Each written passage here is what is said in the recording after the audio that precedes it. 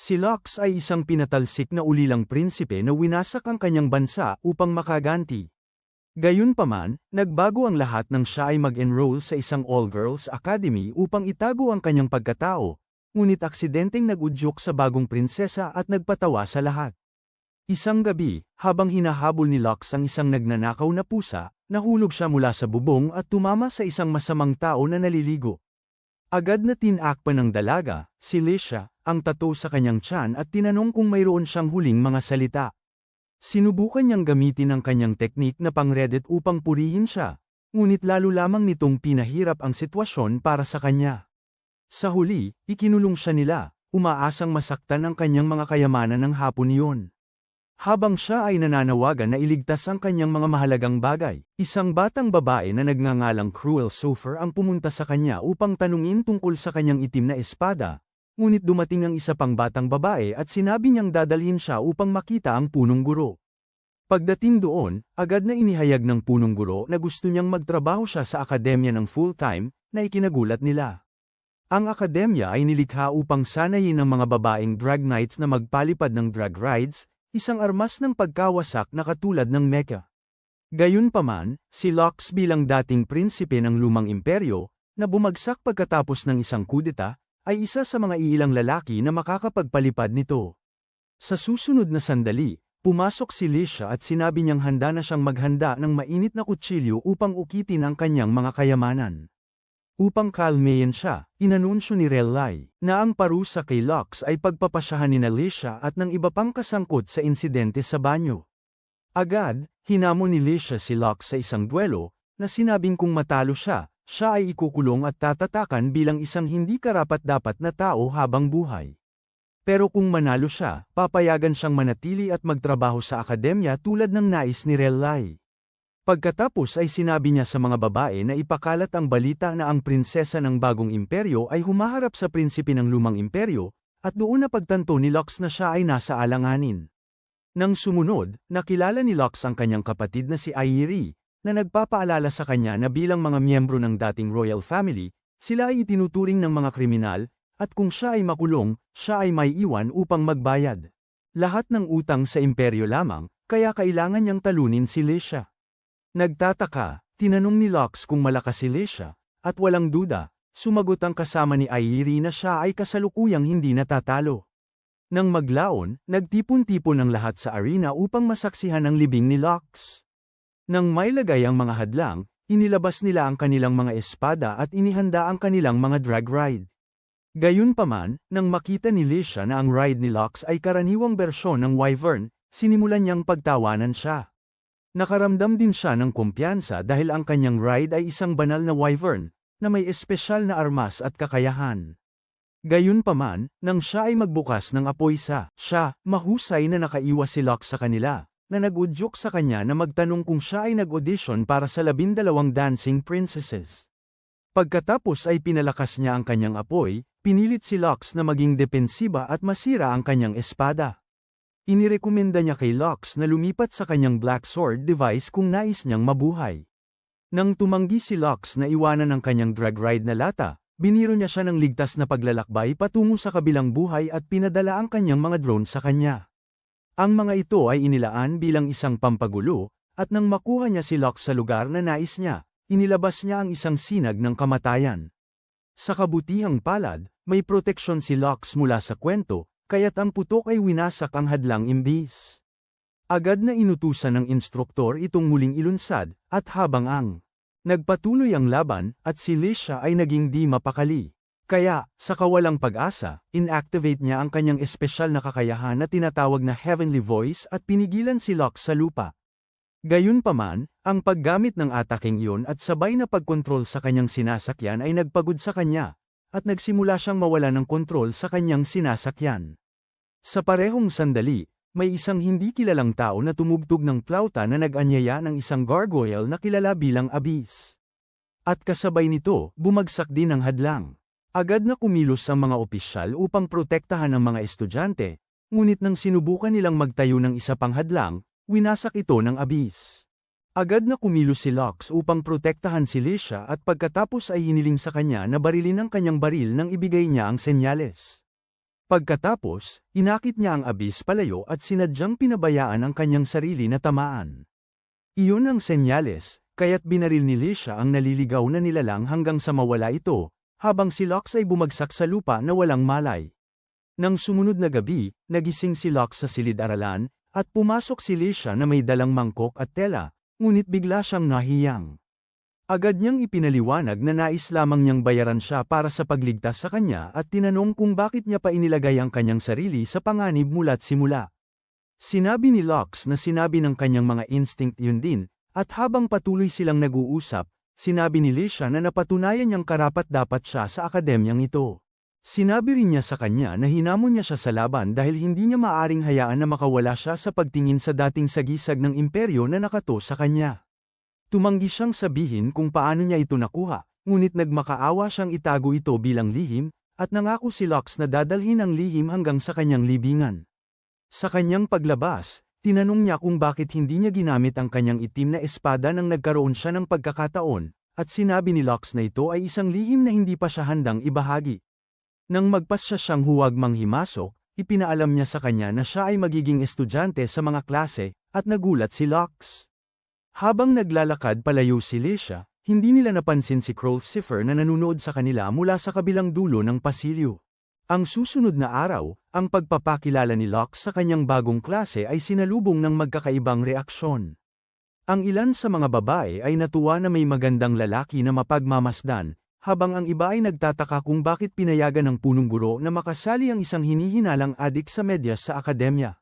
Narinig ni Lux ang kanilang mga bulungan at nagsimula siyang humiling na sana'y lamunin siya ng sahig.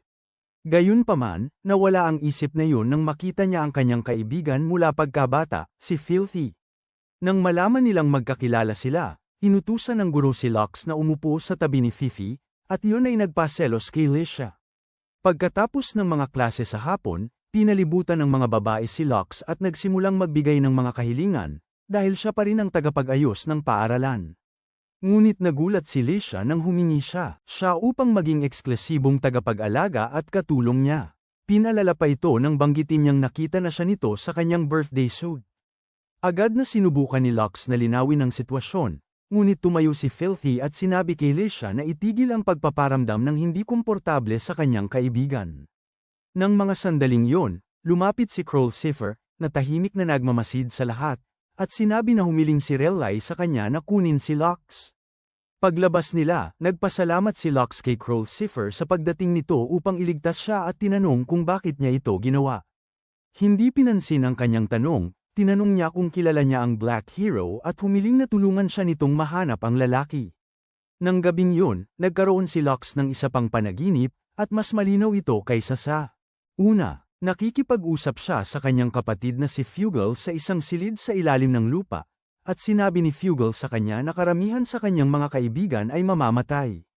Nakiusap ang batang Lux sa kanya, sinabing kailangan nilang makahanap ng paraan upang mabawasan ang mga nasawi, ngunit ngumiti lamang si Fugal. Sa sandaling yun, nagising si Lux at napagtanto niyang siya ay parang malaking kutsara kay Filthy na maliit na kutsara habang hinahawakan ang kanyang mga prutas. Agad siyang tumalon mula sa kama, at habang nagsisigaw siya sa kanya na magbihis, binuksan ni Tilfair ang pinto, nakita ang eksena, at isinara ulit ito. Pagkatapos ay ipinaalam niya sa buong dorm kung ano ang akala niya ay iskandalo ng taon, kaya nang makilala ni Lux si Ayeri mamaya, tinanong siya kung kailan siya tumigil sa pagpasok sa mga kainahinalang sitwasyon. Lux ay ipinaliwanag na wala siyang ginawang mali maliban sa pagtulog sa kanyang kama, ngunit hindi niya inaasahan na si Filthy ang magiging kasama niya sa kwarto at makikasama sa kanya sa kama. Nang kausapin niya si Relay tungkol dito kanina, sinabi niyang walang mga libreng kwarto at hiniling na bantayan siya ng kanyang nakababatang kapatid na babae. Nang marinig ito, nakiramay si Ayeri kay Lux dahil ang buhay nito ay malapit ng maging puno ng pagsubok. Mamaya sa araw, pumunta si Lux upang tumugon sa kanyang unang kahilingan ng araw sa Wyvern Warehouse at nagulat nang makita si Lisha na natutulog doon. Ipinakita niya na siya ang gumawa ng kahilingan, pagkatapos ay ipinakita ang kanyang Wyvern na inayos niya. Nagulat si Lux, at lalo pang nagulat nang sinabi niya sa kanya na siya ay kwalipikado upang sumali sa Night Squadron ng paaralan, isang espesyal na unit na binubuo ng mga pinakamahusay na kadet sa akademya. Matapos pumayag si Lux na sumali sa squad, tinanong siya ni Lisha na tanggapin ang kanyang tunay na kahilingan sa trabaho at dinala siya sa isang mamahaling restaurant. Sa kasamaang palad, naiwan niya ang kanyang wallet sa paaralan, kaya't si Lux ang bumili ng merienda mula sa mga tindahan sa bayan. Nang matapos sila, dinala siya ni Lux sa kampanaryo dahil sinabi niyang kailangan niya ng lugar upang magpahinga. Habang nag-e-enjoy sa tanawin, biglang naging seryoso si Lisha at sinimulang ikwento kay Lux ang kanyang nakaraan. Sinabi niyang kinuha siya ng dating imperyo bilang hostage noong kudeta dahil isa ang kanyang ama sa mga pangunahing kalahok. Tinatakan siya upang ipakita sa kanya na siya ay kanila, at ang tanging hinahangad ni Lisha ay ang iligtas siya ng kanyang ama. Hindi siya kailanman nailigtas, at pagkatapos ng kudeta, siya na lamang ang natitirang miyembro ng pamilyang Adesmena, kaya't naging prinsesa siya ng bagong imperyo. Hindi niya akalaing karapat-dapat siyang mamuno sa mga tao habang dala ang tatak ng dating imperyo at tinanong si Lux kung masakit bang mawala ang kanyang posisyon, ngunit hindi ito sumagot. Nang maglaon, habang inuulit sa kanyang isipan ang tanong ni Lisha, nakatulog si Lux at muling nanaginip tungkol sa nakaraan. Sa pagkakataong ito, pinatay ni Fugal ang mga tao sa silid ng trono, at isang batang Lux ay labis na nabigo. Wala nang pakialam si Fugal at nagtawanan ng baliw bago itinutok ang kanyang espada kay Lux. Mukha at sinasabihan siya na siya ay masyadong mahina at bobo upang maunawaan kung paano talaga gumagana ang mundo. Sa susunod na sandali, nagising si Lux, at bago pa siya makapag-isip, nagsimula ng tumunog ang kampana, na nagpapahiwatig na may lumitaw na abis. Ang mga drag knight ng kaharian ay nasa daan na upang alisin ito, ngunit ang squad ng mga kabalyero ng paaralan ay inatasan din upang tumulong sa kanila. Habang sila'y lumilipad, napansin ni Ahiri na mukhang nababahala si Lux, at nang tanungin niya kung bakit, itinuro niya kung gaano kakaiba na dalawang pag-atake ng abis ang nangyari ng sunod-sunod. Sa wakas, dumating sina Lisha at ang iba pa sa lugar, at habang sila'y malapit ng tapusin ang abis, tumugtog ang misteryosong lalaki ng flauta. Uli, sa susunod na sandali, sumabog ang abis at mula sa mga labi nito ay lumitaw ang mga gargoyle. Para bang hindi pa sapat yun, ang kapitan ng mga drag knight ng kaharian ay lumabas na isang taksil na nananatiling tapat sa dating imperyo. Ang pangalan niya ay Reg Reed, at habang siya ay nagsimulang tumugtog ng flauta, umatake ang abis, at habang tumitindi ang labanan, walang kudo ang bumalik sa paaralan. Nang marinig ni Lux na sinabi niyang mas seryoso ang sitwasyon kaysa sa kanilang inaakala, nagpasya siyang maghanda. Sa larangan ng labanan, ginamit ni Lisha ang Heavenly Voice upang pigilin ang abis, ngunit ipinaalam ng kanyang squad na hindi sila nasa posisyon upang makipaglaban at kailangan nilang umatras. Walang ibang pagpipilian. Nagpasya si Lisha na habulin si Reg Reed dahil siya ang nagkontrol sa abis, ngunit nilate siya nito, sinabing hindi siya karapat-dapat na mamuno. Nang sumagot siya, ipinadala niya ang mga gargoyle laban sa kanya, at habang nakikipaglaban sa mga ito, bigla siyang nahagip mula sa langit ng mga labi ng dating hukbo ng imperyo. Habang nakahiga si Lisha sa lupa, pinunit ni Ragri ang kanyang suit, inilahad ang kanyang tatak, at pagkatapos ay nagsimulang magyabang na siya ang may kagagawan nito. Sinubukan ni Lisha na lumaban pabalik, ngunit nagtagumpay lamang siyang makasugat sa kanyang pisngi, at iyon ay nagpagalit sa kanya. Sa sandaling sinubukan niyang saksakin siya, dumating si Lux at pinigilan siya. Sa panahon ng laban, pinutol ni Reg Reed ang isa sa mga braso ni Lux na wyvern, pinilit siyang alisin ito. Sinabi niya sa kanya na ang isang pagkatalo tulad niya ay walang laban sa kanyang hukbo, kaya't nagpasya si Lux na patunayan siyang mali. Inilabas niya ang kanyang itim na espada at sinuot ang Divine Drag Ride Bahamut, na nagpapakita na siya ang itim na bayani na bumagsak sa dating imperyo. Matapos talunin ni Lux ang mga gargoyle at mga rebelde, tinanong ni Reg Reed kung bakit siya nakikipaglaban para sa imperyo, na nagbaba sa kanya bilang isang hindi bayad na tagalinis at pinasuot siya ng kwelyo parang isa siyang alagang aso. Sinubukan niyang atakihin siya, ngunit tinapos ni Lux ito gamit ang kanyang espesyal na kakayahan na tinatawag na Reload on Fire, iniwan si Lisha upang titigan siya sa lahat ng kanyang aura, bukirin, at kaluwalhatian. 2 linggo, mamaya, nag-organisa ang mga babae ng isang sorpresa na salo-salo upang ipagdiwang ang pag-enlist ni Lux sa Night Squadron. Gayunpaman, ginawa ito ni Relly na isang laro at sinabi na sinumang makakakuha ng Red Request Form mula kay Lux ay magiging kanyang amo sa loob ng 1 linggo, ngunit kung hawak pa rin niya ito kapag natapos na ang itinakdang oras, hindi na siya kailangang maging tagasunod. Agad na tumakbo si Lux, at tinulungan siya ni Lisha na magtago sa bodega ng Wyvern. Tiniyak niya sa kanya na wala siyang interes sa laro at hiniling na sabihin niya sa kanya ang higit pa tungkol sa kanyang Bahamut at ang itim na bayani. Nagatubili si Lux, ngunit tiniyak niya sa kanya na ligtas ang kanyang lihim dahil lahat ng nakasaksi sa kanyang pagbabagong anyo ay nangako na panatilihin ang kanyang lihim. Habang sinisimulan niyang ipaliwanag kung paano gumagana ang kanyang Bahamut, bigla siyang inangat ng unman Wyvern sa tabi niya, at doon niya naisip na niloko siya ni Lisha. Gayunpaman, alam din niya kung paano maglaro ng laro ng panlilinlang, at matapos niyang kumbinsihin si Lisha na pakawalan siya, tumakbo siya palayo. Ang susunod na taguan niya ay sa likod ng ilang mga palumpong, ngunit natagpuan siya ni Filthy. Sinabi niya sa kanya na nangako si Relly sa kanya ng cake kung matagpuan siya, at bilang isang mahilig sa pagkain, hindi siya makatanggi. Ipinihit niya ang kanyang braso at pinakawalan lamang ito ng mahulog ang anyo mula sa kanyang shirt. Ngunit nahablat ito ni Lux bago pa man siya makagalaw at tumakbo palayo, nangangako na bibigyan siya ng cake sa ibang pagkakataon. Sa kanyang paghahanap para sa bagong taguan, aksidenteng naglakbay sa silid ng pagbabago, at dahil ang mga Diyos ng kwento ay kanyang mga kalaban sa sandaling yun, Charise, Tilfair, walang kudo, pumasok si Crowlsifer at isang batang babae na nagngangalang Shania. Nang sila'y nagsimula ng magbihis, narinig niyang binanggit siya ni Shania. Tiniyak ni na Charise at Tilfair sa kanya na hindi si Lux isang mapanlikhang tagamasid, at kahit walang kudo ang nagpatunay para sa kanya. Nagtaka si Lux kung ipagtatanggol pa rin siya kung siya ay mahuhuli, at halos agad-agad, lumapit si Crowlsifer sa kanyang pinagtataguan. Sa kabutihang palad, hindi siya ibinulgar at gumawa siya ng dahilan upang manatiling nakabak. Nang sila'y mag-isa na, binalaan siya na maging mas maingat at ipinaalam sa kanya na hindi na niya kailangang magtago dahil tapos na ang oras. Gayunpaman, bigla siyang humiling na makita ang form, at tulad ng isang hanggal, ibinigay ito ni Lux sa kanya. Sa susunod na sandali, tumunog ang orasan, at inihayag ni Crowlsifer sa batang may luma ng isip na Windows Explorer na inilipat niya ang mga kamay ng orasan pasulong.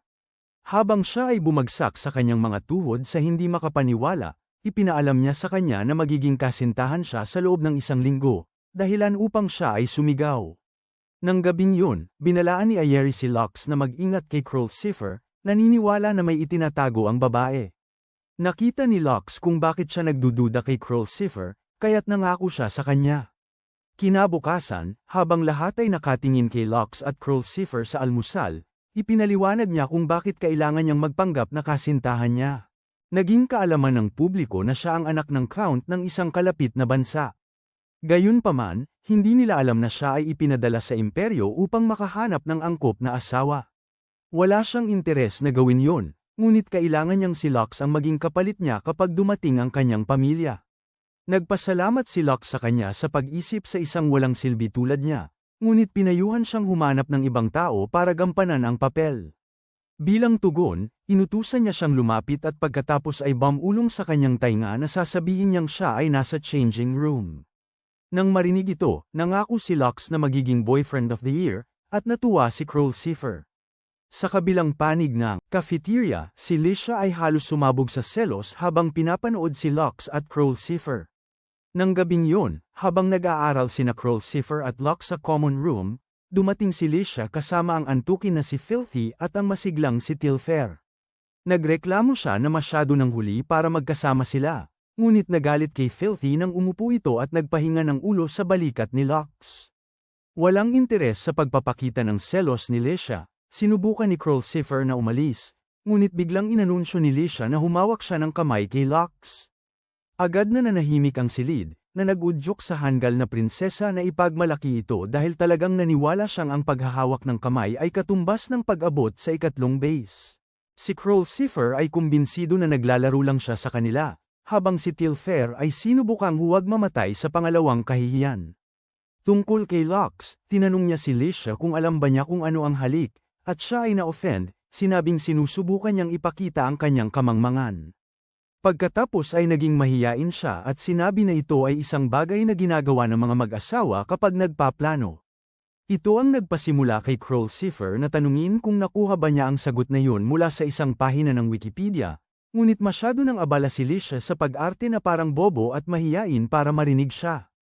Hanggang sa inirekomenda ni Krolsifer kay Lux na matulog na upang maging refresh siya para sa kanilang date. Kaya kinabukasan, pinasuot niya si Filthy ng disguise kasama siya at pagkatapos ay sinundan sina Lux at Krolsifer papuntang bayan. Ang hindi nag-aakalang pares ay bumisita sa isang tindahan ng damit na nobles upang magkaroon ng kasuotan na angkop para kay Lux, at nang banggitin ni Filthy na walang shirt si Lux, halos mawala ng kontrol si Lisha. Sa kanilang pagbabalik sa paaralan, inatake sila ni Lux at Krolsifer ng isang grupo ng mga drag knight mula sa hindi kilalang pinagmulan. Pinanatili ni Lux na abala ang mga ito ng sapat para ma-activate ni Krolsifer ang kanyang drag ride. Pagkatapos, gamit ang kanyang espesyal na kakayahan, Wise Blood, tinanggal niya ang mga ito bago pa sila makapag-atake, na nag-iwan kay Lux na namamangha. Si Lisha ang nagpaliwanag na ang banal na drag ni Krolsifer ay nagpapahintulot sa kanya na makita ang hinaharap, ngunit hindi na yun naging alalahanin ni Lux. Gusto niyang malaman kung bakit naroon ang mga babae, at sinabi ni Lisha na ito ay lahat. Isang pagkakataon, ng mga sandaling yun, sinubukan ng isa sa mga umaatake na tumakas, kaya't sinimula ni Lux na habulin siya. Gayunpaman, si Alter Eyes, ang butler ng pamilya ni Krolsifer, ang nahuli sa lalaki. Sa kalaunan, habang sila ay nagre-relax sa isang restaurant, ipinaalam ni Krolsifer kay Alter Eyes na si Lux ang kanyang kasintahan. Halos masira ni Lisha at ng kanyang malaking bibig ang lahat, ngunit mabilis na tinakpan ni Lux ang kanyang bibig. Nang mga sandaling yun, biglang may lumitaw na isang blondeng lalaki sa kanilang mesa at sinabi niyang dumating siya upang makita si Krolsifer, ang kanyang magiging asawa. Ipinakilala niya ang sarili bilang Barsride, at agad nakilala ni Lisha ang apelyido nito bilang isa ito sa 4 na dakilang marangal na pamilya. Ipinagmamalaki ni Barsride na ang kanyang pangalan ay nauuna sa kanya, ngunit nang sinabi ni Krolsifer na hindi siya aalis sa kanyang kasintahan para sa kanya, siya ay nagalit. Itinuro niya na si Lux ay isang dating marangal, ngunit nang makita niyang hindi talaga ito mahalaga kay Krolsifer, nagpasya siyang haminin si Lux sa isang duelo. Sinabi ni Krolsifer na maaari nilang gawing mas kawili-wili ito sa pamamagitan ng pagkakaroon ng tag team duel at sinabi sa kanyang mapagmataas na kasintahan na maaari siyang makipagtulungan kay Alter Eyes. Tinanggap ni Barsride ang kanyang mungkahi at umalis pagkatapos ipahayag na ang duelo ay gaganapin sa loob ng 3 araw. Mamaya noong gabi, nakipag-usap si Barsride sa isang individual na nakaberde tungkol sa mga guho at sinabi na ngayon ay mayroon ng susi ang lalaki upang makapasok sa kalaliman nito. Hindi marinig ang sagot ng lalaki, ngunit mukhang nasiyahan si Barsride at nangako na ihahanda ang entablado para sa kanya. Tinawag niya ang lalaki na kaibigan at nagsimulang tumawa, parang may nagbigay sa kanya ng Joker gas. Kinabukasan sa akademya, pinasalamatan ni Krolsifer si Lux sa pagtulong sa kanya noong nakaraang araw at tinanong kung siya ay kinakabahan tungkol sa kanilang nalalapit na duelo. Sinabi niyang hindi siya kinakabahan at idinagdag na wala silang magiging problema kung gagamitin niya ang kanyang banal na drag. Habang iniisip ni Lux ang ideya, mapanlikhang itinuro niya na ang ibang tao sa kanyang sitwasyon ay tiyak na maguguluhan. Sa sandaling binanggit niya na maraming ginagawa si Lux para sa kanya, kahit hindi sila talagang nagde-date, ipinakita ni Lisha. At ipinasok ang kanyang maharlikang sarili sa pag-uusap. Sinabi niyang natutuwa siya na ang kanilang relasyon ay isang plano upang makaalis sa isang hindi kanais-nais na kasal at masaya niyang inaalok na ayusin ang drag ride ni Lux. Sinubukan ng bata na tumanggi, ngunit pinutol siya ni Krolsifer at sinabi niyang aalis siya upang asikasuhin ang ilang personal na bagay. Nang siya'y umalis, napansin ni Lisha si Lux na humiikbi at tinanong kung ano ang problema. Ipinaliwanag niya na pagod lang siya at nakiramay siya sa kanya. Sa kalaunan ng araw, habang naglalakad si Lux sa mga pasilyo na nananalangin na matapos na ang araw, biglang dumating si Telford at hinayla siya palayo. Sa kanyang gulat, dinala siya sa isang silid kung saan naghihintay sina Lisha at Filthy sa lahat ng kanilang fanservice glory. Mukhang nagpunta si Lisha para humingi ng tulong kay Telford matapos sabihin ni Lux na siya ay kulang sa tulog, at iminungkahi ng babae na bigyan siya ng dweeb fantasy special. Habang sinusubukan ni Lisha na magtakip, nagbago si Telford at sinabi kay Lux na hayaan ang sarili niyang mapamper ng kaunti, ngunit ayaw niya. Hanggang sa nahihiyang tinanong ni Lisha kung gusto niya ang masaheng may masayang wakas, saka siya pumayag sa serbisyo ng kasambahay. Samantala, nagtipon ng mga miyembro ng 4 na dakilang maharlika sa unang pagkakataon upang talakayin ang Ragnarok, isang makapangyarihang kalaliman na naninirahan sa kailaliman ng mga guho. Natatakot sila na magdadala ito ng katapusan ng panahon kung ito'y Magi gising. Ngunit sinabi ng ama ni Barzarid na huwag silang mag-alala. Ipinahayag niya na may isang sandata sa mga guho na makakapigil sa Ragnarok at nagboluntaryo ang kanyang anak na isagawa ang misyon upang kunin ito. Nang gabing yun, tinipon ni Rellai ang Night Squadron upang talakayin ang pagsisiyasat sa mga guho. Sinabi niyang naghanap siya at nalaman nilang kailangan nila ng susi upang makapasok sa kailaliman ng mga guho. At kung tama ang kanyang hinala, ang plauta ni Ragri ang susi, kaya't ipinagkatiwala niya ito kay Lux. Kaagad pagkatapos noon, ipinaalam ni Lisha kay Lux na balak niyang mag-install ng drill sa kanyang drag ride, ngunit sinabi niya sa kanya na huwag itong isipin. Habang siya ay nagsisimulang magreklamo, napansin ni Lux si Krulzifer na parang isang likhang sining sa background at nagtataka kung ano ang nangyayari sa kanya. Pagkatapos ng pulong, pumunta siya upang kausapin siya, at sinabi niya sa kanya na sasali siya sa investigasyon. Hindi maintindihan ni Lux kung bakit, dahil isa siyang tagalabas at hindi dapat ito maging pakialam niya. Ngunit ipinaliwanag niya na ito ay isang pagkakataon para makamit ang kanyang mga layunin. Ang kanyang sagot ay napaka-vulgar, kaya habang siya ay nasa Pal-Igo, patuloy na sinubukan ni Lux na unawain kung ano talaga ang tunay na motibo ni Krulzifer. Gayunpaman, naputol ang kanyang pag-iisip nang mapagtanto niyang naroon si Filthy sa Pal-Igo kasama niya. Matapos halos malunod dahil sa gulat, umiwas siya mula sa kanya at tinanong kung bakit siya naroon. Ipinaliwanag ni Filthy na nag-ensayo siya ng huli at sinabi sa kanya ni Ragri na maaari pa rin siyang gumamit ng ang paliguan. Nang marinig ito, napagtanto ni Lux na siya ay pinagtaksilan ng punong guro, kaya't mabilis siyang sinubukang umalis upang iligtas ang sarili, ngunit humiling si Filthy na manatili siya. Sinubukan ni Lux na tumanggi, ngunit nang makita niyang nakatulog ang bobo na babae, napagtanto niyang hindi siya dapat iwanang walang nagbabantay. Nang sinubukan niyang gisingin siya, napansin niyang nawala na ang peklat na dati ay nasa kanyang likod, at inamin ni Filthy na wala siyang alaala tungkol dito. Nagduda ito sa kanya kung siya ba ay may masamang alaala, ngunit hindi niya ito maisipan dahil biglang humiling si Filthy na mag-ingat siya sa misyon.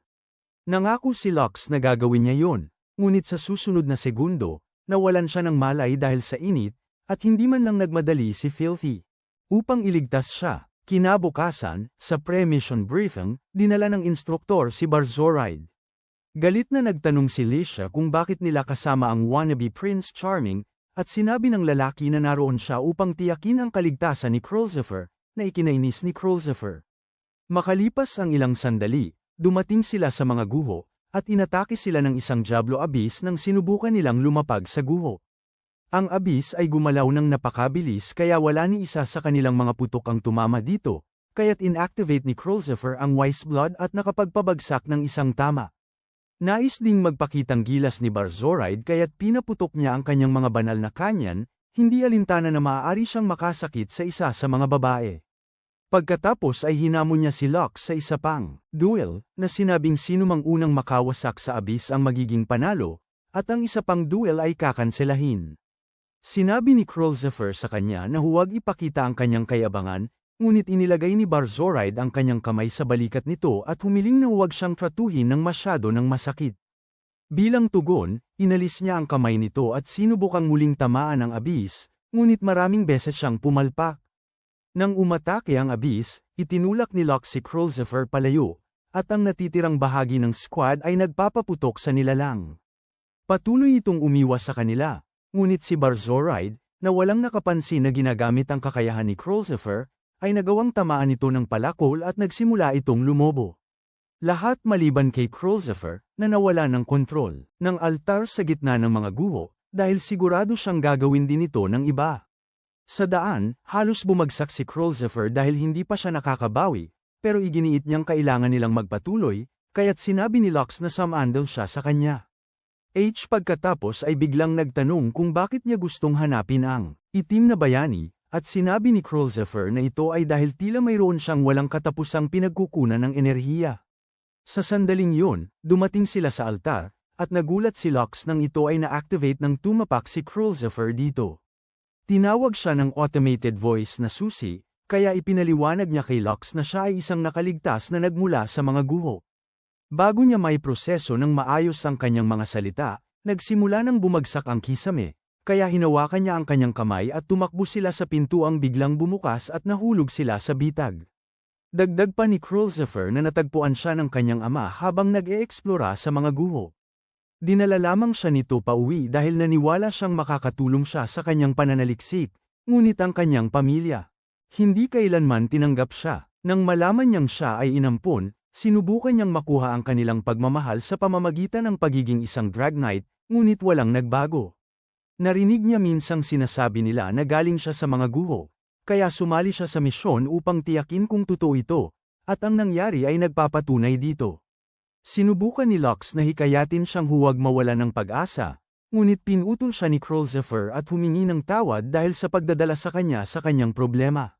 Nang tawagin niya ang kanyang sarili na walang kwentang tao, nagalit si Krulzifer at hinawakan ang kanyang mga kamay, sinasabing huwag na siyang magsalita ng masama tungkol sa kanyang sarili muli. Tumawa si Krulzifer dito at sinabi sa kanya na kung sakaling may gantimpala para sa pinakamapagtiwala na tao ng taon, siya ang mananalo nito. Si Lux ay simple, humakbang pabalik sa kahihiyan, ngunit tinanong ni Krulzifer kung bakit siya palaging mabait at handang tumulong pagkatapos ng lahat ng pinagdaanan niya. Sinabi ni Lux na ito ay nakatakdang mangyari sa kanya, at pagkatapos ay inihayag na siya, kasama ang kanyang ina at si Ahiri, ay pinalayas mula sa Imperial Court dahil sa kanyang lolo. Kaagad pagkatapos noon, nasangkot ang kanyang ina sa isang aksidente, at dahil walang sumang-ayon na tumulong sa kanya, namatay siya dahil sa pagdurugo. Ang insidenteng yun ang nagpasimula ng kanyang pagkamuhi sa mga tao, ngunit matapos siyang tulungan ni na Filthy at ng kanyang pamilya kasama si Ahiri, napagtanto niyang hindi lahat ay masama, kaya nangako siyang lilikha ng isang bansa kung saan makakapamuhay ang kanyang mga mahal sa buhay ng walang galit. Sa puntong ito, tinanong ni Krulzifer kung ililigtas ba niya siya kung siya ay naging prinsipe ng bagong imperyo. Bago siya makasagot, si Lisha ay nag-drill sa mga guho na humaharang sa pasukan. Tiniyak niyang ibinigay kay Lux ang sabi ko na talumpati dahil pinagtalunan niya na hindi dapat may drill sa drag ride. Pagkatapos nito, tinanong niya kung nanatili ba silang hindi nagkikilos habang sila ay na-trap. Sinabi ni Lux na itigil ang pag-iisip ng mga kabaliwan, ngunit nagalit ang babae at nagsimula siyang tawagin ng mga pangalan. Nang bumalik sila sa akademya, sinabi niya kay Ahiri na wala silang nahanap na kapaki-pakinabang sa mga guho. Nang tanungin siya tungkol sa susi, sinabi lang niyang hindi ito ang Clauta, tumangging ibahagi ang katotohanan tungkol kay Krulzifer dahil siya.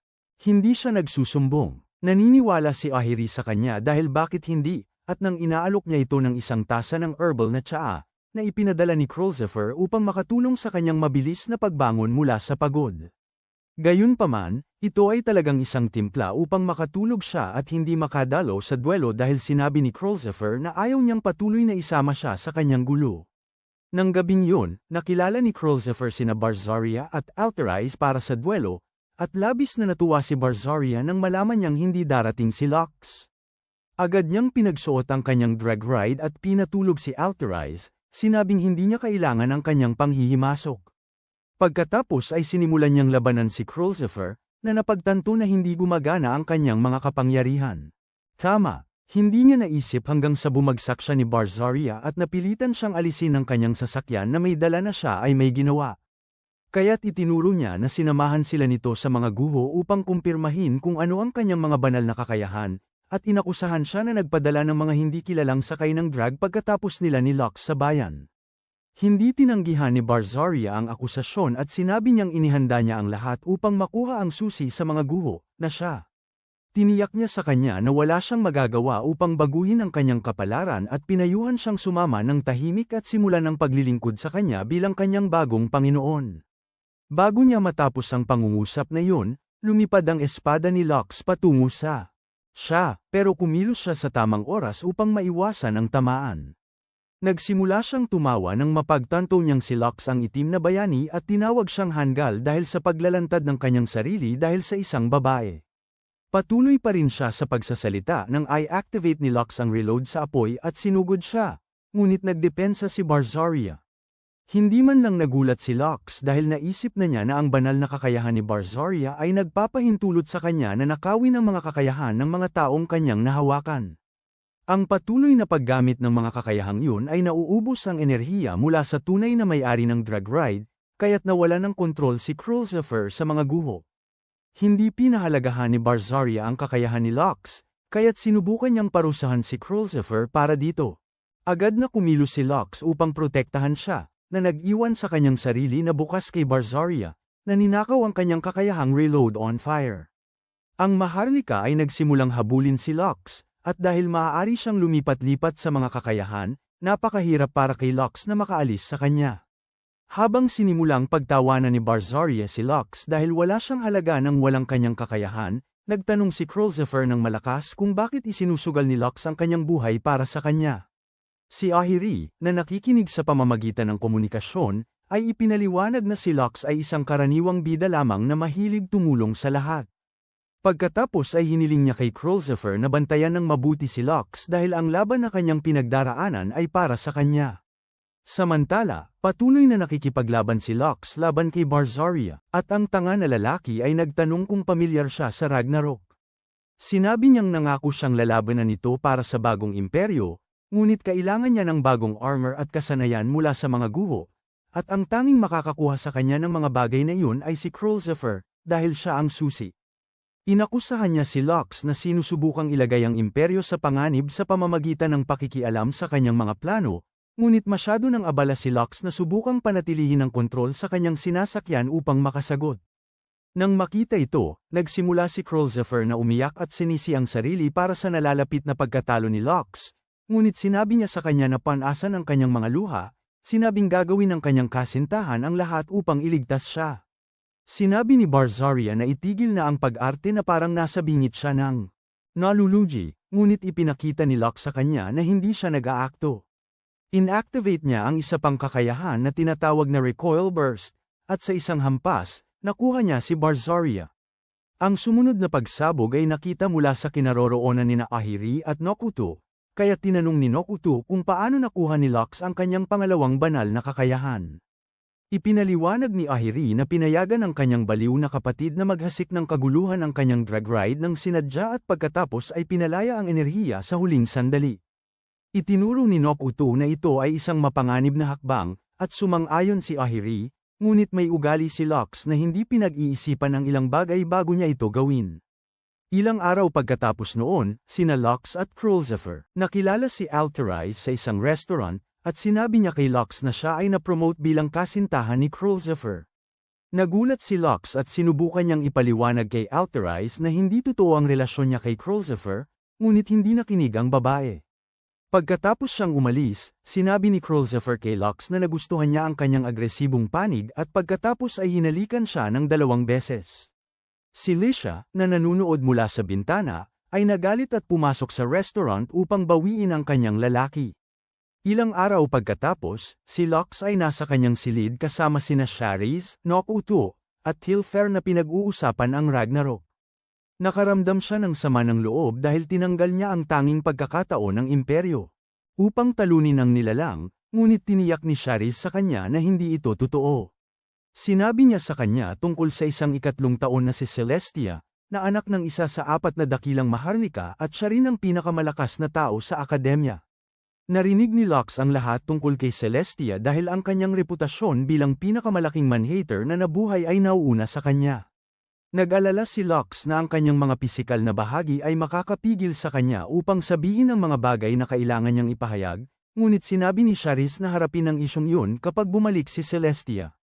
Pagkatapos ay inimbitahan siya nitong makipagpatrolya, ngunit hindi niya inaasahan na pipilitin siyang magbihis bilang babae dahil may isang peeper na malaya. Habang nasa labas, Lux ay namatay ng ilang beses dahil sa kahihiyan, kaya nang makakuha siya ng pagkakataong huminga, isinumpa niya si Shariz sa pagpapasunod sa kanyang kakaibang ideya. Nang magpas siya na siyang bumalik, narinig niya ang isang boses mula sa mga palumpong at nagpunta upang alamin. Sa kanyang gulat, si Celestia ito, nakikipag-usap sa isang pusa na parang siya ay isang tagapagsalita ng mga pusa o kung anuman. Agad na tumakbo ang pusa, at habang sinubukan ni Celestia na ipabalik ito, naramdaman ni Lux na may tao sa likod niya at sumigaw. Hawak ng tao ang kutsilyo sa kanyang leeg, ngunit nakialam si Celestia at humiling na sumuko sila. Bilang tugon, ibinagsak ng nakamaskarang tao ang isang usok na bomba at itinapon ang kanilang isang kutsilyo sa isang napakamaingat na nakatagong atake. Napansin ito ni Lux, kaya mabilis siyang humarap kay Celestia at tumaga. Ngunit hindi nagtagal ang nakamaskarang tao para makita kung sino ang kanilang tinamaan. Dinala ni Celestia si Lux sa infirmary upang ma-check ang kanyang sugat. Nag-aalala na madidiskubre niyang lalaki siya, inikat ni Lux ang kanyang likod sa kanya, at buti na lang, hindi ganoon kalala ang kanyang injury. Nang matapos si Celestia, itinuro niya na malalaki ang mga balikat ni Lux at gusto niyang malaman kung siya ay may kasanayan sa espada. Mabilis na inilipat ni Lux ang usapan mula sa kanya sa pamamagitan ng pagtatanong kung bakit siya nakikipag-usap sa pusa kanina, at nagpanik si Celestia. Nagsumpa siyang hindi siya isang cat lady na nag-aaral, ngunit pagkatapos ay napagtanto niyang masyado siyang maraming sinasabi. Kaya't binago niya ang usapan at binalaan siya na huwag nang gumawa ng mga ganitong walang ingat na hakbang, at nagtawanan sila. Bago siya pinayagang umalis, tinanong ni Celestia ang pangalan niya. Dahil hindi pamilyar ang kanyang mukha, at sinabi ni Lux na ang pangalan niya ay Luno. Ngumiti si Celestia dito at sinabi niyang umaasa siyang magiging magkaibigan sila dahil nagustuhan niya ito. Samantala, si Barzoride ay binisita sa bilangguan ng kanyang kaibigang nakabalot, at siya'y natuwa, iniisip na darating ito para iligtas siya, ngunit bigla itong bumalik sa kanya at inatake siya habang siya'y sumisigaw sa sakit. Si Ragrid, na nasa kabaligtarang selda, ay tanging nakapanood lamang sa takot, at nang si Barzoride namatay, nagsimula ng tumugtog ng kanyang plauta ang lalaking na cob cloak. Halos kaagad, napalibutan ng mga gargoyle ang akademya, ngunit hindi sila umatake. Kinabukasan, nagpasya si Lux na makipagkita kay Celestia at talakayin kung paano pabagsakin ang Ragnarok, ngunit bago siya makabangon mula sa kanyang kama, kumatok si Tilfer sa pinto upang sabihin sa kanya na may problema. Nang dumating sila sa opisina ni Relis, may maliit na grupo ng tao na nagtipon at lahat sila ay nakikinig kay Celestia na nagrereklamo. Ayaw niyang naruroon si Lux sa paaralan at humiling na agad siyang paalisin. Nandoon din si Lecia, at sinisikap niyang ipagtanggol si Lux, ngunit hindi nakikinig si Celestia, kaya't nagpasya si Lux na ipagtanggol ang kanyang sarili. Hindi pa siya pinayagang magsalita at sinabi niyang siya ay nagpapasalamat na pinrotektahan niya ang akademya sa kanyang kawalan. Gayunpaman, siya ay isang lalaki, at ang kanyang presensya ay hindi welcome sa kanilang paaralan. Pagkatapos ay humiling si Lux na payagan siyang tulungan siya sa pagpigil sa Ragnarok, ngunit tumanggi si Celestia. Nang patuloy siyang magpilit, nagalit si Celestia dito at sumigaw sa mukha ni Lux na hindi siya pabor sa kanya. Kaya't iminungkahi ni Relis na ayusin nila ang issue sa pamamagitan ng isang duelo. 3 araw pagkatapos, lahat ng miyembro ng Night Squadron ay pumunta sa Reese Island para sa isang training camp. Habang nagbigay ng briefing si Celestia, napansin ni Lux ang isang pamilyar na bahay sa tuktok ng bundok, ngunit tinawag siya ni Lecia bago pa man siya makaalala ng anumang bagay. Nagsimula ang pagsasanay, kaunting sandali na yon, at hindi sila tumigil hanggang sa gabi. Pagod na pagod din sila at handang matulog, ngunit pinili ni Lux na ibalik ang mga pambabae kay Sheris. Sinabi ng babae na panatilihin niya ito dahil bagay sa kanya, ngunit tumanggi si Lux. Sa kasamaang palad para sa kanya, sumang-ayon sina Tilfer at Nakudo kay Sheris, at habang sinimulan nilang siyang asarin, dumating si Shania para hanapin siya. Sinabi niya na ipinatawag siya ni Celestia, at nang makarating siya sa silid nito, nagulat siya nang makita siyang walang suot. Lumabas na hindi nabanggit ni Shania kay Celestia na si Lux ang darating upang magbigay ng masahe, kaya't kinailangan ng batang lalaki na mag-improvise. Nagkataon lang na dala niya ang mga damit na ibinigay sa kanya ni Sheris, kaya't mabilis niyang sinuot ang mga ito at tinanggap ang kanyang Luno persona. Nang matapos siya sa masahe, nasasabik si Celestia na makita siya at inimbitahan siyang makipag-hangout sa kanya kinabukasan. Sa sandaling lumabas siya mula sa silid, nagtanong si Shania kung sino siya. Bago makasagot si Lux, nagsalita si Kroll Cypher, na sinabing may negosyo siya kay Luno. Hindi naniwala si Shania at inakusahan siyang nakikialam, ngunit sumagot si Cole Cypher, na sinabing may masama ang balak ni Shania. Mukhang nakikinig siya sa pinto habang nandun si Lux, at dahil ayaw niyang ipaliwanag kung bakit, iginagalang niya ang sarili niya at umalis.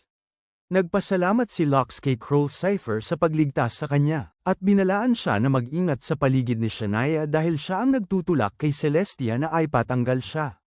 Ilang oras ang lumipas, nagising si Lux at natagpuan si Filthy sa kanyang kwarto, at nakasuot siya ng pinakamahinang damit na nakita niya.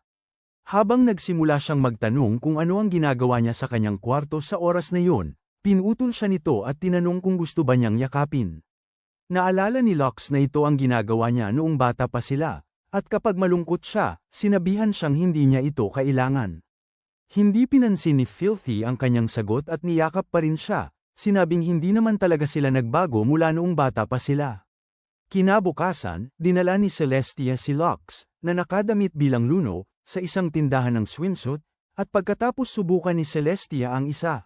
Sinubukan niyang hikayatin si Lux na gawin din ito, ngunit tumakbo siya palayo. Nag-aalala na baka masyado siyang naging matindi, humingi ng tawad si Celestia nang makita siya, at tiniyak ni Lux na wala siyang maling nagawa. Nakahinga ng maluwag, niyakap ni Celestia siya, at dinala siya sa isang bukirin kung saan maaari nilang tamasahin ang mga merienda na kanyang dinala. Habang nag-uusap sila, biglang nagpa siya si Celestia na magtiwala sa kanya at ipahayag na talagang hindi niya kinamumuhian ang mga lalaki. Samantala, sa Royal Capital, ipinaalam sa Reyna na nawawala si Ragnarok mula sa mga guho. Nandoon lamang ang kanyang walang laman na balangkas, at lahat ng pagtatangkang hanapin ito ay nauwi sa wala. Kinabukasan sa kampo, habang naghahanda sina Celestia at Sonia para sa kanilang aralin sa paglangoy. Sonia ay nagtanong kung sasama si Lux.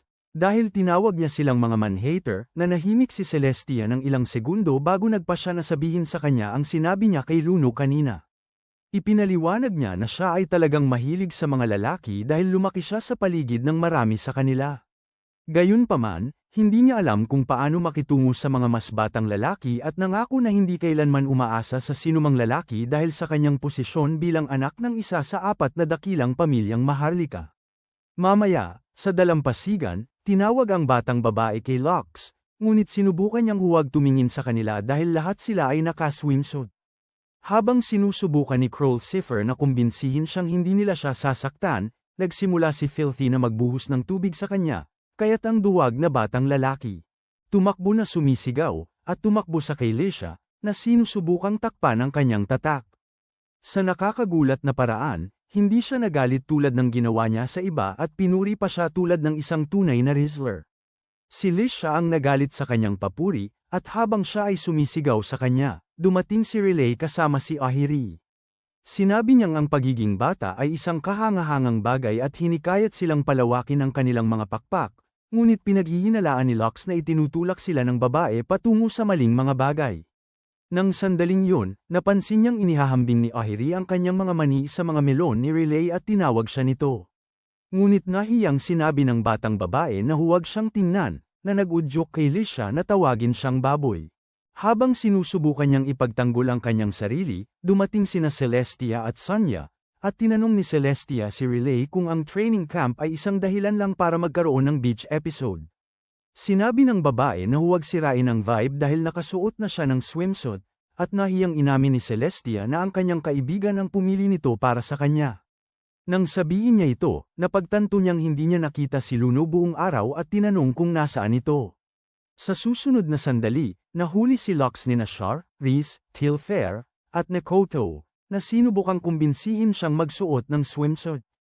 Tumanggi si Lux at tumakbo bago siya mapilitang magsuot ng two-piece, ngunit nang siya sumabog siya sa dalampasigan, aksidente siyang nabangga si Celestia. Agad siyang humingi ng tawad, ngunit masama pa rin ang sinabi ni Celestia sa kanya bago siya sinamahan ni Sonia palayo. Nakatitig lang sina Lux at ang iba sa kanila, ngunit naalala ni Lux ang ibang sinabi niya sa kanya noong outing nila. Sinabi niya na may utang na loob siyang tawad kay Lux dahil kasalanan niya na namatay ang kanyang lolo at guro. Ayaw din niyang manalo si Lux sa duelo dahil nangako siyang protektahan siya matapos mamatay ang kanyang lolo, at kung siya ay naging drag knight, palaging nasa panganib ang kanyang buhay. Nang gabing yun, umupo si Locke sa kanyang silid at sinabi sa sarili na hindi siya maaaring matalo kay Celestia. Hindi niya alam, malapit nang maging magulo ang mga bagay dahil ang stalker ng paaralan at ang misteryosong nakaburong tao ay nagkaroon ng lihim na pagkikita sa bahay sa burol. Kinabukasan, habang ang laban sa pagitan ni Locke at Celestia ay nagaganap, sina Tilfair at Charisse ay sinubukan ng stalker. Inakusahan nila ang tao na isang especially iya para sa Haber Republic at nag-claim na mayroon silang ebidensya na ninakaw ng tao ang impormasyon mula sa akademya. Kumalat din ang chismis tungkol sa stalker upang linlangin si Locke. Alam din nila na ang especially iya ay talagang si Sonia at pinayuhan siyang sumama sa kanila ng tahimik. Hindi man lang nagulat si Sonia, at matapos alisin ang kanyang maskara, inamin niyang ang kanyang misyon ay alisin silang lahat at sirain ang bagong imperyo. Siya ay naghanda ang kanyang drug read, ngunit sa gulat ng dalaga, ito ay nagniningning, at nagsimula silang magtaka kung kailan inilabas ang bagong modelo. Sa lugar ng laban, patuloy pa rin sina Locke at Celestia nang biglang yumanig ang lugar at may mga pangil na sumulpot mula sa lupa. Agad na tumakbo ang mga estudyante para sa kanilang buhay nang mapagtanto nilang ito ay Ragnarok, ngunit nanatili si Locke upang tulungan si Celestia. Ipinilit ng dalaga na umalis siya. Sinasabing siya lamang ang may pananagutan na talunin ang nilalang, at nang tumanggi siya, umalis siya. Inatake niya ang nilalang ng direkta at ginamit ang kanyang kakayahang teleportasyon upang maiwasan ang tama hanggang sa mapabagsak niya ito. Sa kasamaang palad, iyon ay simula pa lamang, at tulad ng ginawa ni Sonia, na nanunood sa laban, ay nagsabi, ang kanyang kaibigang na Cobb Cloak ay tumugtog ng kanyang plauta. Agad na nabuhay si Ragnarok, at nang makita ni Locke ang na-Cobb Cloak na lalaki, inisip niyang si Fugal ito. Gayunpaman, hindi siya makapag-isip tungkol dito dahil inatake ni Sonia si Celestia, at kailangan niyang ipagtanggol siya. Tinawag siya ni Sonia na isang kawawang simp at inisip na kung sasabihin niya sa kanya na namatay ang kanyang lolo dahil kay Celestia, mapipigilan siya nito, ngunit hindi man lang nag-react si Locke. Naiinis, binaril niya ito, dahilan upang sila ni Celestia ay mahulog, ngunit wala sa kanila ang nasaktan.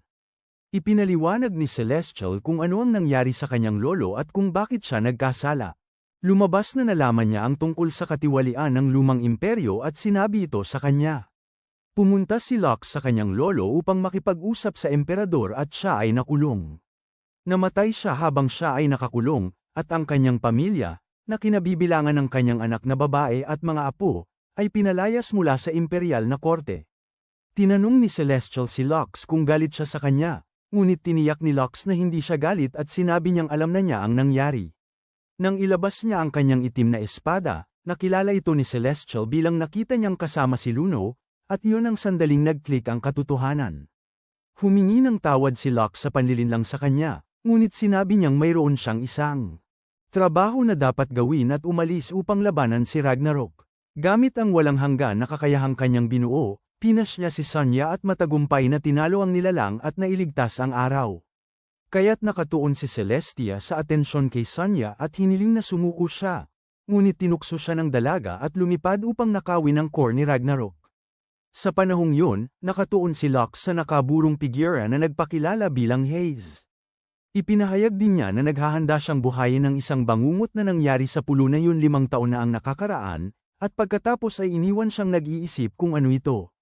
Sa gabi, sinabi ni Celestia kay Locke na pinatawad niya siya sa pagsisinungaling sa kanya at sinabi niyang papayagan siyang manatili sa akademya at manatili sa ang squad. Masaya si Locke tungkol dito, ngunit nag-aalala ang kanyang isip sa sinabi ni Hayes. Kaya nang siya ay nag-iisa na, patuloy siyang nagtatangkang alalahanin kung anong insidente ang tinutukoy niya. Bigla, isang lindol ang tumama, at isang guho ang lumitaw mula sa wala. Kaya tinipon ni Rellai ang mga estudyante at sinabi sa kanila na ibubunyag niya ang katotohanan tungkol sa kanilang training camp. Sa umaga, pumunta si Locke upang tingnan si Filthy matapos marinig mula kay Rellai na siya ay nawala ng malay ante ng insidente. Tiniyak ni Filthy sa kanya na siya ay maayos, at nang siya ay magpasalamat sa kanya sa pag-check, dumating si Lisha upang hanapin siya, kaya't sinundan niya ito. Dinala siya nito sa workshop kung saan niya nilagyan ng kagamitan ang kanyang Bahamut. At tinuruan siya kung paano alisin ang kanyang limiter. Gayunpaman, binalaan siya na dapat lamang niyang gamitin ito sa panahon ng emergency, dahil delikado ito at maaaring humantong sa kanyang kamatayan. Ito ang nagbigay sa kanya ng pagdududa kung bakit sinabi niya ito sa kanya sa unang pagkakataon, at pinaalala niya na ito ay para sa mga emergency. Matapos siyang umalis, ikinwento ni Ahi kay Lux na mayroon siyang masamang pakiramdam tungkol sa buong bagay, at sinabi ni Lux na dalawa na sila. Nang maglaon, tinipon ni Rellai si Lux at ang kanyang mga kaibigan at ipinaliwanag na dahil natalo na si Ragnarok, magiging bukas ang pinakamalalim na bahagi ng mga guho, kaya sila ay mag-iimbestiga dito. Sinabi niya na siya, si Ahire at si Filthy ay sasama rin sa kanila para sa misyon, at lahat ay nagulat. Gayunpaman, hindi nagtagal ang kanilang gulat habang nakikinig sila kay Ahi na ipinaliwanag muli kung paano sila makakapasok at kung ano ang nilalaman ng misyon. Tinanong ni Lux si Filthy kung sigurado siyang sapat ang lakas niya para sumama sa kanila, at kahit na kinumpirma niyang kaya niya, sinabi niyang ipaalam sa kanya kung muli siyang makaramdam ng kahinaan. Nang handa na silang pumasok, nagsuot sila ng kagamitan at nagtipon sa pasukan ng mga guho, kung saan isang sinag ng ilaw ang nagdala sa kanila. Pagkapasok, nagsama-sama sila at nagsimulang mag-explore hanggang inutusan sila ni Rellai na maghiwa-hiwalay at kumuha ng iba't ibang lugar. Si Krolsifer, Lisha at hiniling sa mga Sharis na suriin ang ika-4 na palapag. Si Tilfer, Filthy at Rellai ay kumuha ng ika-5, habang si Lux ay itinalaga sa ika-6 na palapag. Gusto sanang sumama ni Celestial sa kanya, ngunit muling itinalaga siya ni Ahi na magpunta sa ika-3 palapag ng mag-isa, at ang batang babae ay nalungkot. Nang makita ito, sinabi ni Lux sa kanya na maaari siyang sumama sa kanyang koponan sandali, at agad siyang naliwanagan. Sa kalaunan, habang nag-iimbestiga si Lux sa ika-6 na palapag kasama sina Ahire at Nokyudo, natagpuan nila ang isang nawawalang batang babae. Agad nilang tinawagan si Krolsifer upang tingnan siya, ngunit dahil hindi niya alam kung ano ang aasahan, humiling siya kina Ahire at Nokyudo na muling magtipon. Kasama ang kanyang koponan. Nang sila'y umalis, inihayag ni Krolsifer kay Lux na ang batang babae ay hindi tao, at sa sandaling hinawakan niya ang kanyang pisngi, nag-activate ang batang babae. Ipinakilala niya ang kanyang sarili bilang crush, sinabi niyang siya ay isang automaton, at tinukoy ang kanyang sarili bilang supervisor ng Ruin. Nagtataka, tinanong ni Krolsifer kung maaari ba siyang magkwento tungkol sa lumang sibilisasyon, at sinabi ni Krusha na nakalimutan na niya ang lahat dahil siya ay natulog ng napakatagal. Nang makita na tama ang pagtanggap sa kanyang biro, mabilis niyang ipinaliwanag na karamihan sa kanyang datos ay nawala. Sinabi rin niya kay Krolsifer na kinumpirma siya bilang kanyang administrador at susunod siya sa lahat ng kanyang mga tagubilin. Bigla, naalala niya, kung nakakonekta siya sa sentral na sistema, maaaring maibalik ang kanyang datos, at bilang kanyang tagapangasiwa, maaaring magbigay si Krolsifer ng utos para sa pagbabalik. Naniniwala si Lux na sulit itong subukan, ngunit sinabi niyang kailangan nilang ipaalam muna sa iba, at pumayag si Krolsifer. Makalipas ang kaunting sandali, nagtipon ng buong squad, at habang sina Celestia at Tolifer ay nakipaglibang kay Krusha, nakipag-usap ang iba kay Relay. Kinumpirma ng punong guro na siya ay ginawa mula sa lumang teknolohiya, ngunit hindi siya masyadong nakakaalam tungkol dito. Labis na nag-aalala si Krolsifer na patuloy na tinutukoy ni Cruz siya bilang kanyang tagapangasiwa, dahil alam niyang tanging ang lumikha lamang ni Cruz ang may ganap na kontrol sa kanya. Justo noon, inanunsyo ni Relay na sila ay lilipat, at kinumpirma ni Ayiri na ang ika-7 palapag ang kanilang destinasyon. Walang ibang nakapansin maliban kay Lux na si Filthy ay mukhang hindi maganda ang pakiramdam, kaya't nilapitan niya ito at inalok na buhatin siya sa natitirang daan. Samantala, sa kabisera, ang pinuno ng 4 na dakilang pamilyang Maharlika ay nagdaos ng pulong dahil nakatakas si Ragred mula sa kulungan. Ang impormasyon nila ay naghahanda siya ng isa pang pag-atake, ngunit wala silang sapat na Drag Knights, at isa sa mga Maharlika ang nagmungkahi na gamitin ang mga estudyante mula sa akademya upang mapunan ito. Agad na tinanggihan ng ama ni Celestia ang ideya, ngunit patuloy pa rin ang lalaki sa pagsasalita. Naniniwala siyang maaari silang hawakan ito dahil si Lux ay nag-iisa ng pumatay kay Ragnarok. Nakaramdam ng hindi komportable ang Reyna nang marinig ito, at lalo na nang banggitin ng lalaki na balak niyang ipagawa si Lux para sa kanya sa hinaharap. Kaya't humiling siya na bigyan siya ng oras upang pag-isipan ang isyu at makabuo ng kapaki-pakinabang na solusyon. Sa mga guho, dumating ang bagong grupo ni Lux sa lugar ng produksyon ng kalaliman nang biglang nagkasakit ng ulo si Filthy. Binalaan niya sila na may paparating, at kasabay nito, si Hayes ay nasa ibang lugar na tumutugtog ng kanyang plauta. Tumigil lamang ang baliw na babae nang lumiwanag ang ilaw sa paligid niya, at sinabi niyang oras na para umusbong ang kanyang mga buto. Kaagad pagkatapos, nagboluntaryo si Lux upang tiyakin kung maliwanag ang daan. Nang pagkakataon at tinanong siya kung bakit siya nagmamadali. Sinabi ni Filthy na may mga panganib na paparating at kailangan nilang magmadali upang makaligtas. Oras, ngunit napansin pa rin niyang kakaiba ang kanyang pag-uugali, kaya tinanong niya kung nakapunta na siya sa isla dati. Hindi sumagot si Filthy bago sila na-teleport sa labas ng mga guho, at pagdating doon, wala silang pagkakataon na makipag-usap dahil inatake sila ng isang gargoyle. Mabilis na nagsimula si Filthy na labanan ito, at matapos silang mahulog ng nilalang malapit sa bahay sa burol, biglang nagkaroon si Lux ng nakakatakot na mga alaala tungkol sa lugar. Bago niya maipagsama ang lahat, itinapon si Filthy sa gusali ng kalaliman, kaya tinapos niya ito at naghanap sa kanya. Ang lugar ay may lumang basement, at habang nagsisimula si Lux na magmasid, naalala niyang ito ay dating lugar ng mga eksperimento ng tao ng dating imperyo. Siya ay isa sa mga biktima, ngunit hindi niya matandaan kung naroon din si Filthy noon. Habang nagsimula siyang makaramdam ng sakit sa ulo, nakita niya si Filthy na nakabaluktot sa isa sa mga silid at sinubukan niyang tulungan siya, ngunit sinabi niyang umalis siya dahil malapit na ang walang hanggan. Akala ni Lux na siya ay nagiging deleryoso, ngunit bigla siyang itinulak laban sa pader at sinubukan siyang pigilan. Sa sandaling yun, ang kanyang mga mata ay hindi na tao, at siya ay ngumiti ng masama. Gayunpaman, bigla siyang bumitaw sa kanya at nahulog, at habang sinusubukan ni Lux na huminga ng maayos, pumasok si Hayes. Samantala, pabalik sa mga guho, tinalo ni na Cruel Cypher at Lisha ang isa sa mga ibang walang hanggan. Pagkatapos ay naisip ni Ahi at ipinabatid nila na ang huling kailaliman ay natalo sa halaga ng mga sakay na drag ni na Tilfer at Shariz. Sinabi rin niya na natagpuan nila ang pasukan sa pinakamalalim na bahagi ng guho ngunit kailangan nila ng susi upang buksan ito. Sa abandoned lab, hinawakan ni Lux si Hayes sa talam ng espada at humingi ng paliwanag kung bakit siya naroon. Ipinaliwanag ng dalaga na si Filthy ay may buto ng Ragnarok na lumalaki sa loob niya at siya rin ay nagiging isang kailaliman. Dahil nagsimula na ang kanyang pagbabago, dapat siyang maging ganap na tapat sa mga utos ng Ragnarok. Gayunpaman, nakayanan ni Filthy na tutulan ang mga ito, dahilan kung bakit siya patuloy na nagkakaroon ng sakit ng ulo at lagnat. Ayon sa balita, ang utos ay alisin si Lux, at si Hayes ang nagbigay ng utos sa Ragnarok dahil ito ang kanyang alaga. Hindi may tatago ni Lux ang kanyang gulat, at hindi naman pinigilan ni Hayes ang kanyang tawanan habang sinabi niyang kung patuloy na tatanggi si Filthy sa utos, magpapatuloy ang kanyang pagdurusa hanggang sa siya ay mamatay.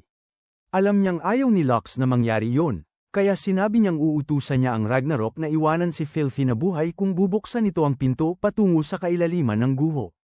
Nang sinubukan niyang umalis, hiniling ni Lux na malaman kung sino siya, at sinabi niya sa isang hindi tuwirang paraan na sila ay magkamag-anak. Sa kalaunan, sa kampo, nang magising si Filthy, sinabi niya kay Lux na siya ay gutom, kaya kumuha siya ng pagkain para dito. Habang kumakain siya, nalaman niyang hindi niya maaalala ano ang nangyari, kaya hindi niya sinabi sa kanya ang kahit ano, kahit na napansin niyang nagbago ang isa sa mga mata nito. Pagkatapos niyang umalis sa kanyang silid, pinukpok niya ang kanyang kamay sa pader at nagsimula siyang makipaglaban sa kanyang isipan tungkol sa kung ano ang dapat gawin hanggang tawagin siya ni Rellai. Magkasama silang pumunta sa kanyang silid, at doon sinabi ni Rellai sa kanya na namatay si Filthy 5 taon na ang nakalipas sa mismong pulo na iyon. Tinanong ni Lux kung naguguluhan si Rellai dahil natutulog si Filthy sa kanyang silid, ngunit tiniyak ni Rellai na hindi siya naguguluhan. Ipinaliwanag niya na bigla ang nagising ang kanyang kapatid pagkatapos ng kanyang pagkamatay. Hindi lang yun, kundi mayroon siyang hindi pangkaraniwang lakas, at hindi ito hanggang. Siya ang naging punong guro ng akademya na natutunan niyang ang Filthy ay nagiging isang walang hanggan. Naniniwala siyang ang lunas ay nasa kailaliman ng pagkawasak at sinabi niyang hahanapin niya ito sa anumang paraan. Kinabukasan, si Lux ay nawala sa kanyang isip habang tinutulungan siya ni Lisha na aiton ang kanyang Bahamut, at iyon ay ikinagalit niya. Matapos siyang humingi ng tawad, sinabi niya sa kanya na balak niyang humingi ng permiso kay Rellai upang itakda ang disarming code para sa kanyang overlimit. Pagkatapos niyang umalis, tumanggap si Lux ng tawag mula kay Fugal, na nasa isang lugar sa isla.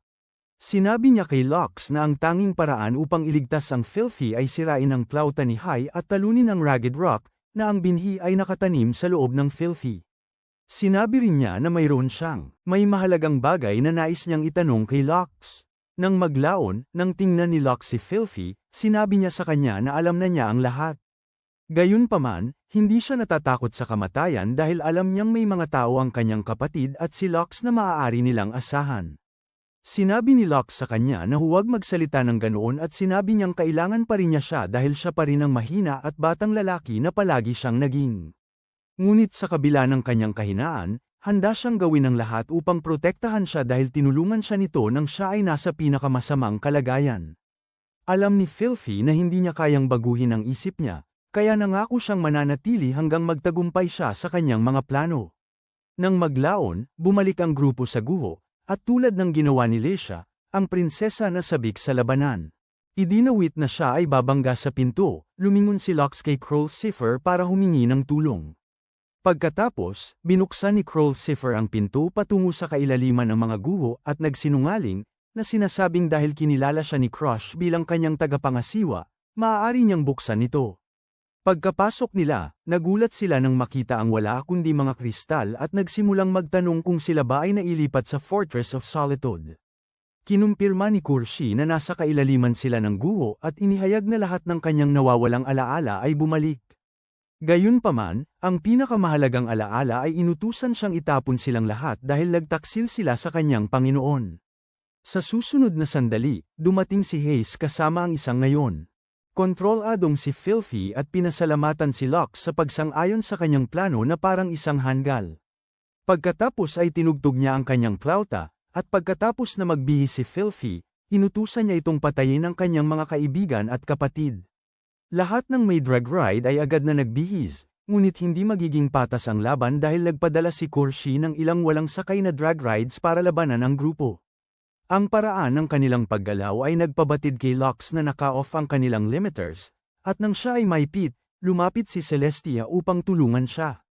Sa kasamaang palad, itinumba siya ni Filthy, at nang sinubukan ni Leisha na maghiganti para sa kanya, siya ay nahawakan at itinulak kay Crowlsiffer.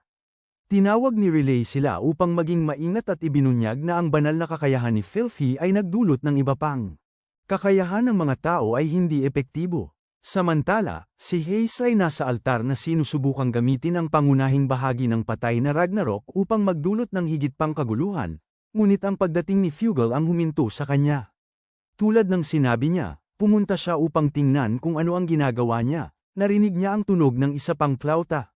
Nang mapagtanto niyang si Ahi ang nag-uulit nito, sinubukan niyang labanan ang kanyang utos, ngunit pinigilan siya ni Filthy. Kasabay nito, natalo ng iba ang mga walang taong drag rides, at nang makita ni Hayes na siya ay napapaligiran, tinawag niya ang kanyang Ragnarok. Sinubukan ni Leisha at Celestia na sirain ito, ngunit ang kanilang mga atake ay hindi epektibo, dahil ang Ragnarok ay kayang mag-regenerate kasing bilis ng pagbaril sa kanya. Nang ito ay nagsimulang gumanti, si Lux ay lumipad at tinanong si Leisha kung maaari niyang gamitin ang kanyang overlimit break. Ayaw ni Leisha na pumayag, ngunit sinabi ni Lux sa kanya na hindi siya pwedeng matalo, kaya binigyan siya ni Leisha ng pahintulot. Nang siya ay nagsimula ng umatake, naisip ni Lux si Fugal, na sinabi sa kanya noon na siya ay kasing hanggal tulad ng dati 5 taon na ang nakalipas nang humingi siya ng tulong. Determinado si Lux na patunayan siyang mali. Gayunpaman, sa pagitan ng Ragnarok at negatibong salita ni Hayes, nagsimula ng mawalan ng pag-asa si Lux hanggang sa bigyan siya ni Filthy ng kanyang sariling pep talk. Sa sandaling natapos siyang magsalita, inactivate ng Lux ang overlimit at winasak ang Ragnarok sa isang hampas. Ang hampas ay napakalakas na nagdulot ito ng pagbagsak ng guho. Tumanggi si Hayes na tanggapin na siya ay natalo. Ngunit pinayuhan siya ni Fugal na harapin ang katotohanan habang siya ay nakangiti na parang may alam siyang hindi niya alam. Nang maglaon, habang nakaupo si Lux sa kama na may bendahe, iginiit ni Filthy na manatili sa tabi niya. Matapos niyang tapusin ang pagkain, na malinaw namang para sa kanya, inilagay niya ang kanyang ulo sa balikat niya at pinasalamatan siya sa pagligtas sa kanya. Ilang araw matapos silang bumalik sa akademya, nagdaos ng isang salo-salo ang mga babae para kay Lux upang ipagdiwang ang kanyang paggaling. At sinabi ni Ahiri na panahon na para tumigil siya sa pagiging walang kakayahan. Kailangan niyang tiisin ang kanyang di-opisyal na harem na nagtatalo kung sino ang dapat mag-alaga sa kanya upang makabawi sa kalusugan, at ngayon natatakot na siya para sa kanyang buhay. Nang mga sandaling yun, dumating si Rellai at sinabi sa kanila na siya ay pinagalitan at pinagmulta dahil sa pamumuno ng isang imbestigasyon ng walang wastong pahintulot. Ang katotohanan na siya ay nag-isa sa isla ay nagulat sa kanila, at sinabi ni Rellai na mas mabigat ang magiging parusa niya kung hindi abala ang mga nakatataas sa pagpaplano ng bagong pundasyon ng Imperyo Festival. Sa pagbanggit ng festival, nagbago ang ekspresyon ni Lecia. Nang maglaon, sinubukan niyang tanungin si Lux kung maaari siyang maging kasama niya sa festival. Ngunit si Crowsofer ay nandyan para dito. Nang siya ay magreklamo na, pinutol siya ni Shara at sinabi na gusto rin ni Celestia na makipag-date sa kanya sa panahon ng pista. Sa puntong ito, ipinahayag ni Filthy ang kanyang interes, at nagpasalamat si Ahiri sa mga Diyos na hindi siya si Lux sa mga sandaling yun. Habang nakatitig ang mga babae sa kanya, iminungkahi ni Rellai na piliin niya ang 3 batang babae na pinakamahusay ang naging performance sa training camp at dalhin sila sa mga date. Sinabi ni Lux sa kanya na lalo lamang niyang pinapalala ang sitwasyon, ngunit nanumpa si Rellai na ginagawa niya ito para sa ikabubuti niya. Dahil hindi makapagdesisyon, nagpasya si Lux na hatiin ang kanyang oras sa mga babae. Kinabukasan, pumunta siya sa bayan kasama si Ahiri at tinanong kung bakit ang mga maharlika ay nagsisiksikan sa paaralan tulad ng tupa. Ipinaliwanag ni Ahiri na magkakaroon ng labanan ng lahat ng dragon, na sa katunayan ay isang dahilan para sa mga kalahok na bansa na makipaglaban para sa karapatan na suriin ang mga guho. Sinabi niya na sina Lux at ang Night Squad ang kumakatawan sa imperyo, at sumigaw ang bata dahil walang nagbigay alam sa kanya tungkol dito. Binalaan siya ni Ahiri na manatiling tahimik at huwag mag-trouble dahil kaka-recover lang niya.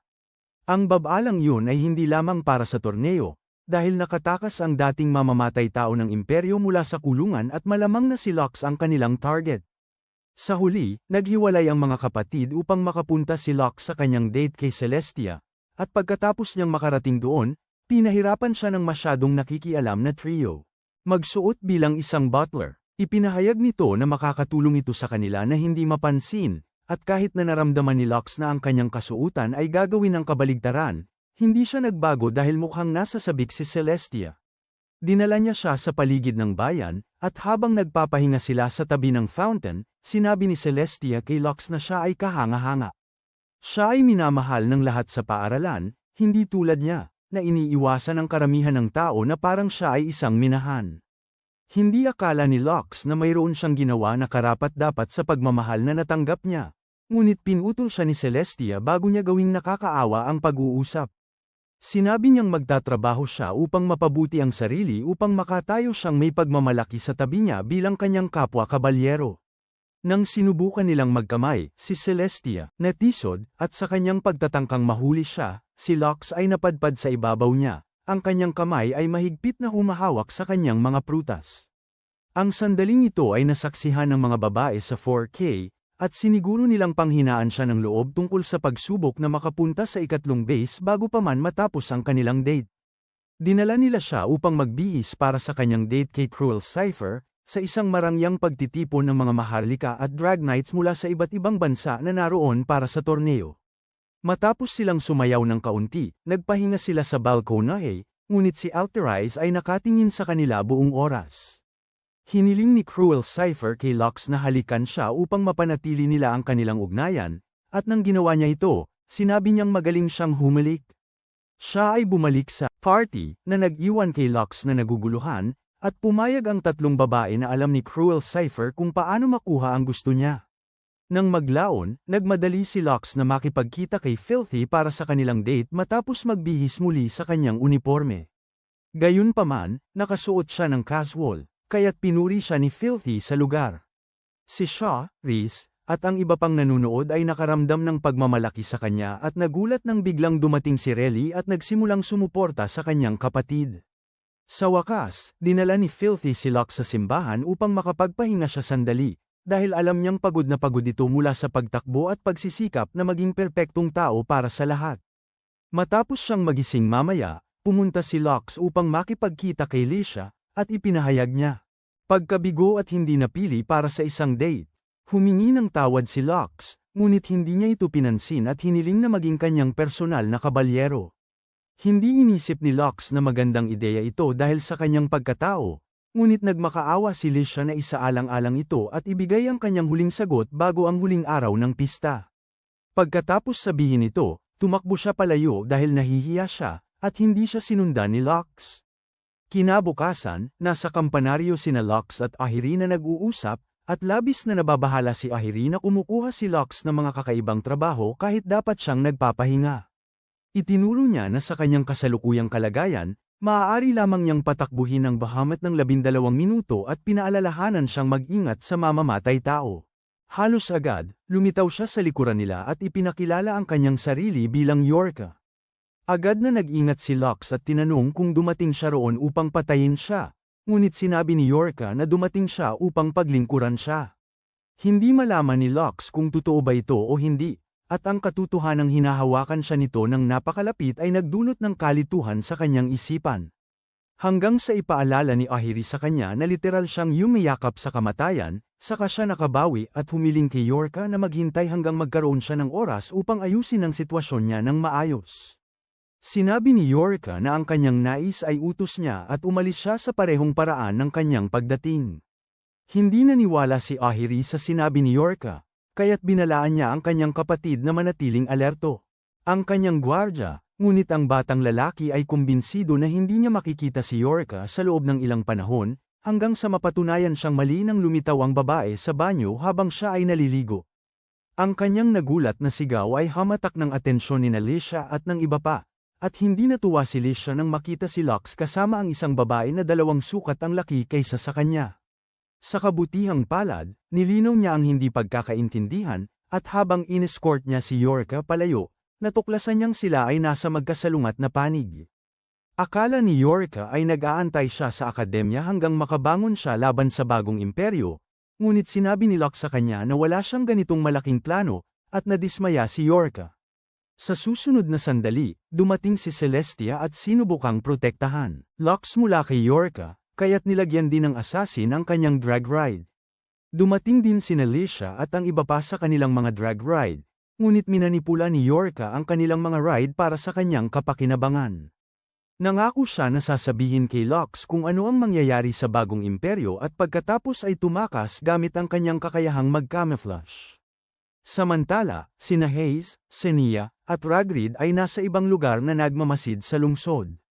Tinanong ni Senia si Hayes kung sigurado siyang isasagawa ni Yorka ang kanilang mga plano, at tiniyak ni Hayes na gagawin ito ni Yorka. Kinabukasan, nagsimula si Lisha na magprakti ng kanyang talumpati ngunit sumuko ng hindi nagtagal dahil hindi sapat ang kanyang internal wifi. Na ang mga kapatid na Acadia ay tinawag ng 4 na dakilang maharlika at ipinaalam na si Ragrid ay nagplano na isagawa ang kanyang mga atake pagkatapos ng torneo. Nagulat si Lux nang marinig na nakatakas ang masamang tao mula sa bilangguan at tinanong kung ano ang nais nilang ipagawa sa kanya. Ipinaliwanag ng ama ni Celestia na ang grupo ni Ragrid ay nagtago ng halos 100 abises sa paligid ng kabisera bilang paghahanda para sa kanilang atake. Nais nilang tulungan ni Lux na ilayo ang mga nilalang, ngunit nagreklamo si Ayeri na siya ay mapapahamak. Sa kasamaang palad, hindi ito isang kahilingan, at malinaw na sinabi ng pinagkakatiwalaang ministro ng Reyna.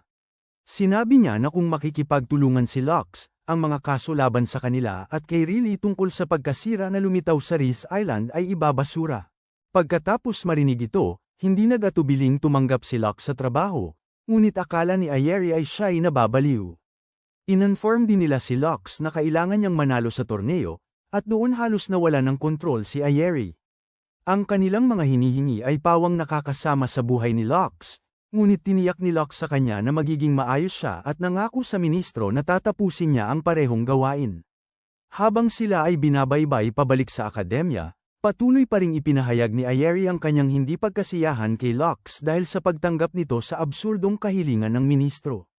Sinabi niya na kung sinabi niya sa kanila ang tungkol sa kanyang kasalukuyang sitwasyon, Hindi nila sana inilipat lahat ng problema ng imperyo sa kanya. Sumagot si Lux na hahanapan niya ng paraan upang lutasin ang isyu kasama ang kanyang Bahamut, at sinabi ni Ayeri sa kanya na sana ay makasama siya upang protektahan siya. Ito ang nagpasabi sa kanya na humingi ng tawad sa palaging pag-aalala sa kanya. Kaya't sumandal si Ayeri sa kanya dahil, sa huli, siya pa rin ang kanyang kuya.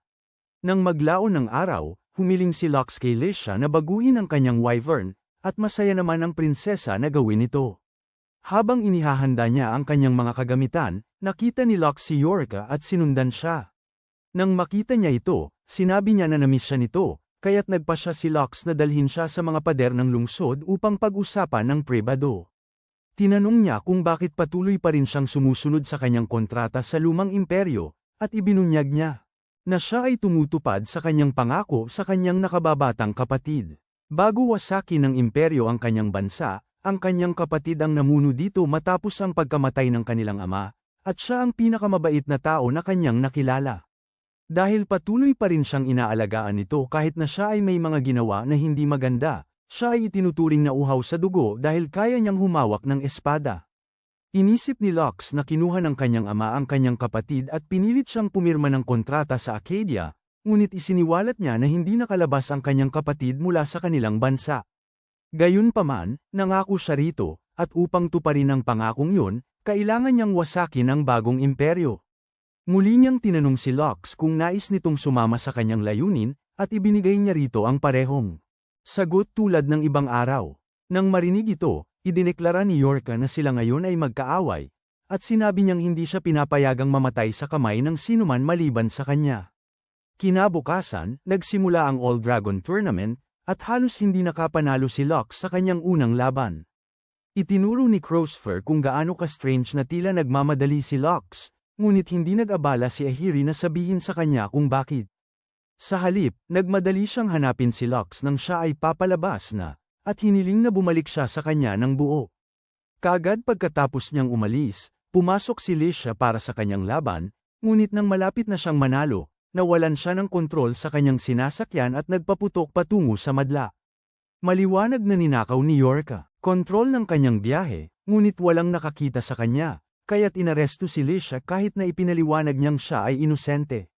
Samantala, si Lux ay nasa daan pa rin upang hulihin ang abis nang ambusuhin siya ni Senia. Ipinadala niya ang abis sa kanya gamit ang flute, ngunit nagawa ni Lux na manatili sa kanyang misyon at dinala sila sa mga kabalyero ng imperyo. Habang nagaganap ang labanan, ipinaalam ni Ahiri sa iba kung ano ang ginagawa ni Lux, at iginiit ni Celestia na habulin si Lux. Hiniling ni Ahiri na huwag siyang kumilos ng hindi makatwiran at ipinaliwanag na isa sa mga kondisyon ng mga maharlika ay manalo sa torneo. Ang pangkatang laban ay sa susunod na araw, at kung wala sa kanila, automatiko silang disqualified. Naisip ni Filthy na ginagamit si Lux dahil sa nangyari sa isla ni Ri, ngunit sinumpa ni Ahiri na gusto lang ni Lux na protektahan sila. Inilipat nila ang usapan kay Lisha, at hindi nagtagal bago nila napagtanto na si Yorka ang tunay na salarin. Sinabi ni Crowlsiffer na kailangan nilang hanapin at hulihin siya upang makalaya si Lisha. Samantala, sa base ng mga kabalyero, nagtataka si Lux kung saan napunta si Senia nang biglang may sumabog sa lugar. Agad siyang tumakbo palabas upang makita ang lugar na napapalibutan ng hukbo ng mga rebelde. Isinumbong sa kanya ng isang nasugatang kabalyero na papunta na sila sa lungsod. At doon naisip ni Lux na sila ay naloko mula sa simula. Agad siyang humarap kay Ragrid at tinawag siyang duwag dahil nakipagsabuatan sa mga kaaway na bansa. Sinabi niya na ginagamit si Ragrid, ngunit hindi ito nagmamalasakit at ipinagmamalaki ang kanyang balak na parusahan ang mga tao ng Hades pagkatapos niyang maupo bilang bagong emperador nito. Nangako si Lux na hindi siya magtatagumpay at sinimulang atakihin siya, ngunit tinanong ni Ragrid kung bakit hindi niya ginagamit si Bahamut. Ayon sa kanya, kakailanganin ito ni Lux dahil may mas masahol pang darating kaysa Ragnarok patungo sa lungsod. Sa susunod na sandali, lumitaw ang nilalang na tinutukoy, at inihayag ni Ragrid na ito ay ang higanteng mandirigma na kilala bilang ang ikalimang pagkawasak. Nang walang ibang pagpipilian, lumipat si Lux sa Bahamut, ngunit patuloy siyang hinahabol ni Ragrid at ng kanyang mga tao. Ang dating kapitan ay sapat na maliit upang pagtawanan siya, sinasabing nahulog si Lux sa kanilang plano at sa loob ng ilang minuto ay hindi na niya magagamit ang bahagi ng kanyang Bahamut. Sa wakas, napilitan si Lux na harapin siya, at nang sinubukan niyang gamitin ang Howling Roar, pinigilan siya ni Ragrid at nagawa niyang putulin ang isa sa kanyang mga braso. Hindi niya natanto hanggang lumipad siya pababa upang kunin ang espada na si Lux ay nag-uno reverse sa kanya. Ang braso sa lupa ay pag-aari ng Wyvern ni Lux, na pininturahan upang magmukhang Bahamut. Pagkatapos ay inactivate ni Lux ang tunay na Bahamut, at nang subukan siyang atakihin ng galit na si Ragrid, tinapos niya ito. Isang palo at nagmamadaling lumipad upang labanan ang higanti. Samantala, ang mga nasa kabisera ay nakakaranas ng parehong takot na naramdaman ng mga mamamayan ng Paradise Island nang pumutok ang mga Titan sa pader. Ngunit sa kabutihang palad para sa kanila, hindi pa sila naabot ng higanteng mandirigma. Nang makipag-ugnayan si Lux kay Ayeri, sinabi niya ang tungkol sa sitwasyon ni Lisha, hindi alam na nandyan si Senia sa sandaling yun. Ipinadala siya ni Hazet upang mamagitan sa pagsuko ng bagong imperyo, ngunit sinabi ni Lisha na hindi niya kailanman ibibigay ang bansa sa isang grupo ng mga baliw. Sinabi ni Senia sa kanya na walang silbi ang magpakatatag at pinaalalahanan siya na minsang naging traidor siya sa lumang imperyo. Gayunpaman, tumanggi pa rin si Lisha upang baguhin ang kanyang desisyon, kaya inutusan ni Senia na habaran siya upang mapahiya siya. Nang malapit ng isagawa ng mga masamang gwardya ang utos, sumabog si Lux sa pader. Nakita siya ni Senia at nawalan siya ng kumpiyansa, kaya tumakbo siya, na sinasabing may iba pang mga tao na maaari niyang gamitin bilang mga hostages. Humingi ng tawad si Lux kay Lisha dahil sa pagka-late, ngunit puno ng emosyon ng prinsesa at sinabi niyang lahat sa imperyo ay kinamumuhian siya. Kinuha ni Lux ang kanyang espada at inihayag na ang nangyari sa torneo ay bahagi lamang ng plano ni Hai. Alam na iyon ni Lisha, ngunit parang nakaramdam na siya tulad ng isang blonde Sakura, kaya wala nang nakarating sa kanya mula kay Lux. Kinailangan ni Lux na magpanggap na kailangan kita, card upang ilabas siya sa kanyang isipan, at nang iniunat niya ang kanyang kamay, tinanggap niya ito ng walang pag-aalinlangan. Samantala, sa labas, tinatawag ni Hayes ang lahat na sumuko kung nais nilang magpatuloy sa pamumuhay, kaya't si Crowlsiffer at Filthy ay pumunta upang ipakita sa kanya kung ano ang iniisip nila tungkol sa kanyang babala. Nagtawanan si Hayes sa kanilang mga pagtatangkang at tiniyak sa kanila na sila ay nagtatrabaho ng walang kabuluhan, ngunit biglang dumating si Lisha at binago ang kanyang ngiti. Gayunpaman, ipinagmalaki niya na hindi sapat ang lakas ni Lisha upang pigilan ang kanyang higanti, at habang nagsisimula ng mawala ng pag-asa ang prinsesa, hinawakan ni Lux ang kanyang kamay. Sinabi niyang palalakasin niya ang kanyang kakayahan gamit ang kanya, at iyon ang ginawa niya. Ang makalangit na boses ni Lisha at ang kanyang reload, na sumiklab ang higanti, pinapayagan si Filthy na hilahin ang braso ng kanya nito sa posisyon kung saan maaari itong i-freeze ni Crowlsiffer. Nang mangyari yun, ipinaalam ng ibang kurots kay Hayes na hindi na sila makagalaw at nawala ng katinoan ang babae. Hiningi ni Lux sa kanyang mga kaibigan na alagaan ang rebelde at ang Abyss, na nagsimula ng umatake sa lungsod, upang sila ni Lisha ay makaharap si Hayes ng maayos. Hindi nila inaasahan na ang baliw na babae ay magpapalabas ng isang pagsabog mula sa kanyang drag ride na sapat upang hatiin ang lungsod. Kasabay nito, hinabol ni Senia ang 4 na dakilang maharlika, ngunit dumating si Celestia upang labanan siya.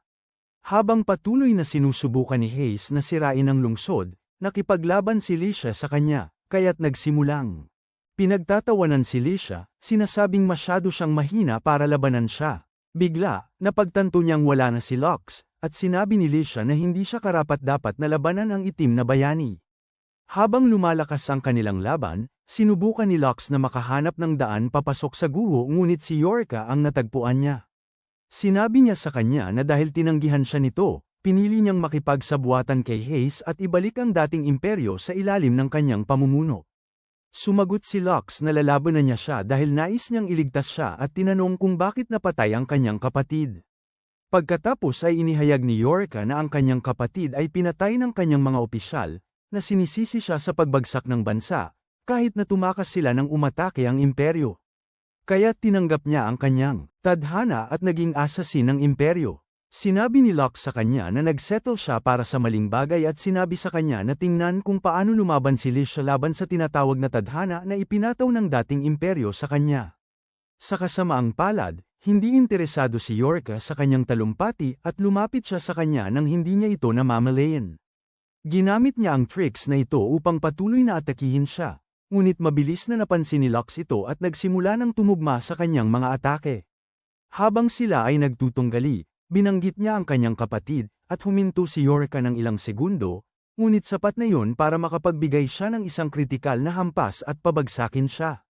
Bago iwanan siyang mag-isa, sinabi ni Lux na winasak niya ang imperyo upang maitaguyod itong mas masaya, at iyon ay, nang mapagtanto niyang mali ang kanyang pagkakaintindi sa mga intensyon niya. Sa sandaling yun, si Hayes ay malapit nang tapusin si Lisha, ngunit nailigtas siya ni Lux sa tamang oras. Sa kasamaang palad, na-activate ng bot ang mata ng higanteng kanyan at malapit nang wasakin ang lungsod. Sumigaw si Lisha kay Hayes na huminto, ngunit bilang dating prinsesa, wala nang magagawa ang sinuman upang pigilan siya. Sa tamang pagkakataon, winasak ni Yorka ang sentro na nagpapagana sa guho, kaya't nagpa siya si Hayes na gamitin ang kanyang drag ride upang tapusin ito sa sarili niyang paraan. Sinubukan ni Lisha na pigilan siya, ngunit nahulog mula sa langit, kaya ipinakilala siya ni Lux sa kanyang reload on fire. Pagkatapos ay nahuli niya si Lisha bago siya bumagsak, at lahat ay naging maayos sa Empire muli. Ilang gabi ang lumipas, nagbigay si Lisha ng kanyang talumpati sa pangwakas na seremonya ng pagdiriwang ng pagkakatatag, at nang ipakilala niya si Lux bilang kanyang personal na kabalyero, hiniling niya sa kanila na husgahan siya batay sa kanyang mga susunod na kilos.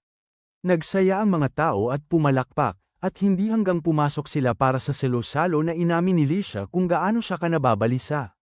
Nang pasalamatan siya ni Lux sa pagtitiwala sa kanya, bigla niyang nakita si Fugal, ngunit ngumiti lamang siya at umalis. Hindi alam ang nangyari, sinubukan ni Lisha na magmungkahi ng isang relasyon kay Lux, ngunit dumating ang ibang mga babae at sinira ang kanyang mga plano. Nang magsimula si Yorka na makipaglandian, kasama niya, nagalit ang prinsesa kaya't hinugot niya ang kanyang espada at humiling na malaman kung sino ang kanyang mahal. Iyan na ang lahat mula kay Lux at sa kanyang grupo ng mga baliw na kontrabida, pero ano sa tingin mo ang ginagawa ni Fugal, at talagang wala na ba si Hayes?